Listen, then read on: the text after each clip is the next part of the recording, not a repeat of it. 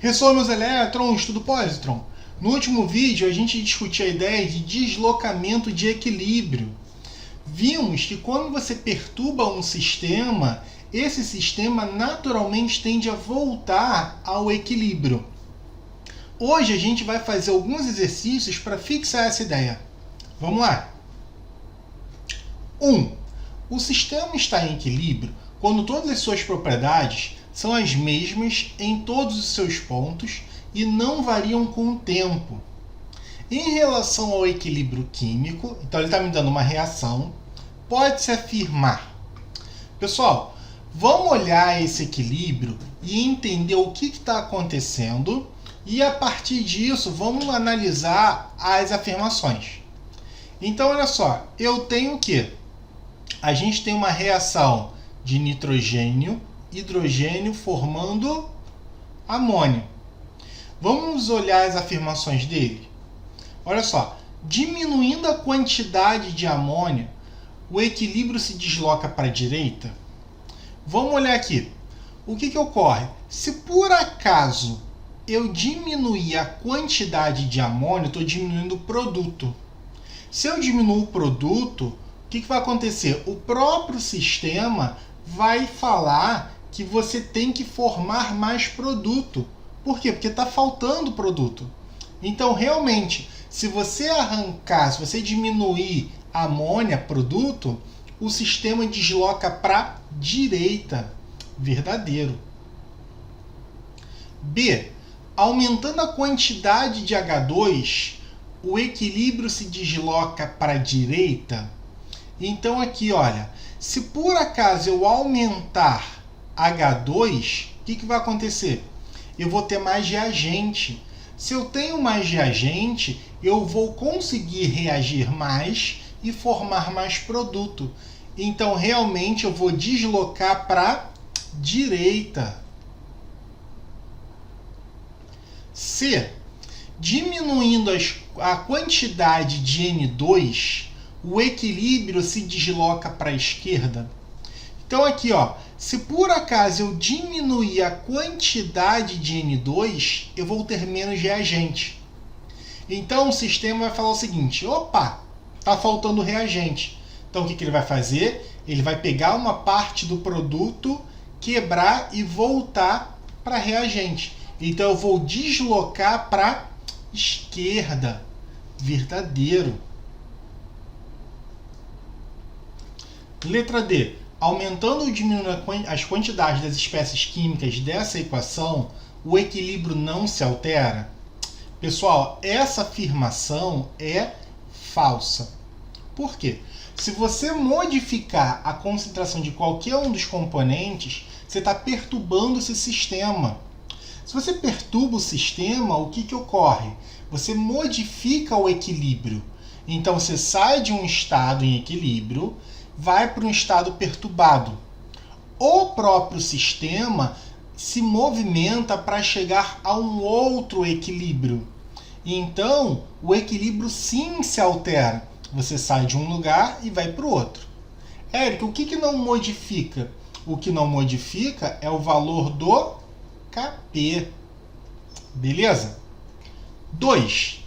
O ozônio é formado quando o oxigênio é submetido a alguns tipos de radiação ultravioleta por meio da seguinte reação endotérmica. Considerando o princípio de Le Chatelier, diga qual ou quais das seguintes situações abaixo favorecem a formação do ozônio. Então aqui, pessoal, ele falou que essa reação é endotérmica, ou seja, o ΔH vai ser maior que 0, tá? Então vamos olhar cada uma das proposições. Se por acaso ele quer o quê? Formação de ozônio, ou seja, ele quer formar produto, tá? Então eu tenho oxigênio, que é o reagente, e ozônio, que é produto. Se eu aumento a temperatura, o que acontece? Essa reação é endotérmica. Se eu estou aumentando a temperatura, eu estou dando mais calor para ela. Então, realmente, eu vou deslocar para onde? Para a formação de ozônio, para a direita. Então, eu estou favorecendo a formação de ozônio. Verdadeira. Letra B. Diminuição de temperatura. Se essa reação é endotérmica e quer absorver calor, e eu diminuo a temperatura, eu não vou favorecer a reação. Logo, eu vou formar mais o quê? Oxigênio. Então, a letra B está falsa. Letra C. Aumento da pressão. Pessoal, toda vez que eu aumento a pressão, o que acontece? Eu vou para o lado que tem um menor número de mols. Então, olha, reagente tem 3 mols, produto tem 2. Se eu aumento a pressão, eu vou para o menor número de mols. Logo, eu vou para onde? Eu vou para a direita. Letra D. Diminuição da pressão. Pessoal, toda vez que eu diminuo a pressão, eu vou para o lado aonde tem o maior número de mols. Por quê? Porque eu vou ter maior expansão. Então, o que ocorre? Se por acaso eu diminuir a pressão, eu vou deslocar esse sistema para onde? Vou deslocar para a esquerda, para a formação de oxigênio. Então, resposta letra D, falsa. Letra E. Aumento da concentração de gás ozônio. Se por acaso eu aumentar o ozônio, eu vou aumentar a concentração de produto. Se eu aumentar o produto, a reação vai pensar o seguinte: olha, tem muito produto, vamos fazer o quê? Vamos fazer mais reagente. Então, ele desloca na produção de reagente, na formação de reagente. Então, falso. Então, qual é a resposta, Zé? Nós temos duas possibilidades. Então, quais situações abaixo favorecem a formação de ozônio? Favorece a letra A e a letra C. Beleza? 3. Na química ambiental, particularmente no controle da ocorrência da chuva ácida, tem particular importância as reações entre os gases monóxido de nitrogênio, NO, e oxigênio, O2, para originar o dióxido de nitrogênio, NO2, o qual se combina com a água e forma ácido nítrico, HNO3, segundo as reações a seguir equacionadas. Então ele está me dando duas equações.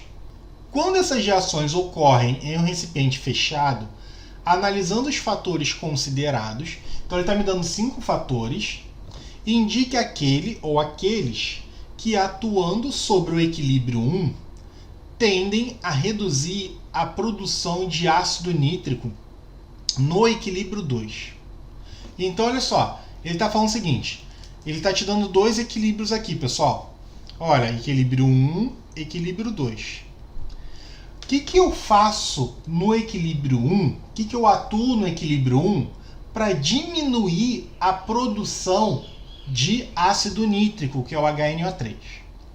Então vamos olhar as informações que ele me deu? Olha, primeiro, injeção de O2.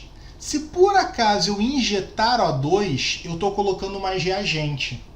Se eu coloco mais reagente, o equilíbrio vai ser deslocado para onde? Para a formação de produto. Só que na reação 2, o reagente é o produto da reação 1. E então, o que acontece? Olha, a reação 1, o NO2 é produto. Na reação 2, o NO2 é reagente. Então, se eu formar mais NO2, o que vai acontecer? Eu estou formando mais produto na reação 1, que é reagente na reação 2. Logo, o que vai acontecer com a reação 2? Vai falar o seguinte: opa, tem muito reagente, vou formar produto. Então, se eu injetar O2, eu vou deslocar tudo para a direita. Logo, o que vai acontecer com o NO3? Ele vai aumentar, que não é o que eu quero. 2. Elevação da pressão. Se eu elevar a pressão, o que acontece? Se eu elevar a pressão, Se eu aumentar a pressão, eu vou deslocar para onde? Para quem tem menor número de mols. Então, olha, na reação 1 eu tenho o quê? 3 como reagente e 2 como produto. Então, se eu aumentar a pressão, o que vai acontecer? Eu vou deslocar na formação de quem tem menor volume, menor número de mols, que é o NO2. Então, eu caio no mesmo problema da primeira. Ou seja, eu também vou aumentar a HNO3. 3. Redução da temperatura. O que ocorre? Olha só, ele falou para mim se essa reação é endotérmica ou exotérmica. Bom, ele não falou. Mas ele me deu uma informação aqui, olha. Ele falou que quando eu reajo, eu formo o NO2 e libero 27 quilocalorias. Se eu estou liberando, essa reação é uma reação exotérmica. Eric, reações exotérmicas querem liberar calor. Se eu abaixo a temperatura, o que vai acontecer? Eu vou deslocar para a formação de produto. Então eu vou cair exatamente na mesma condição das outras duas, tanto na 2 quanto na 1. Logo, essa 3, se eu abaixar a temperatura, eu também aumento a produção de HNO3. 4. Redução da pressão.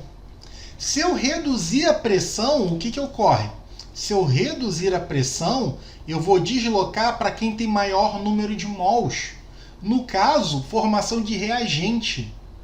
E então, se eu formo mais reagente, o que vai acontecer com a equação 2? Vai faltar NO2.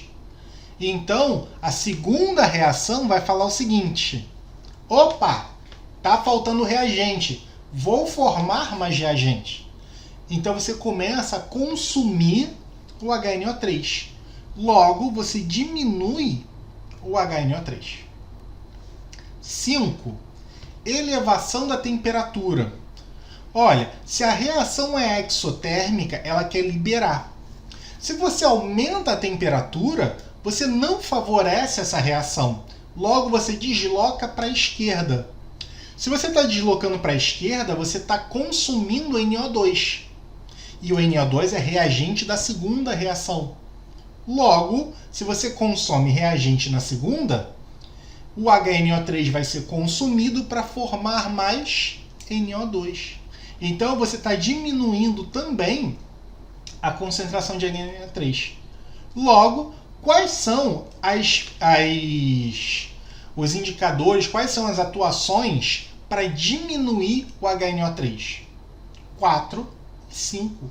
Resposta letra C. Beleza? Pessoal, então é isso. No vídeo de hoje, a gente fez 3 exercícios sobre deslocamento de equilíbrio. Vimos que esse deslocamento é um deslocamento dinâmico, tá? Todo deslocamento de equilíbrio é dinâmico. Você perturbou, ele modifica. Muito obrigado, até a próxima. Beijos no elétron!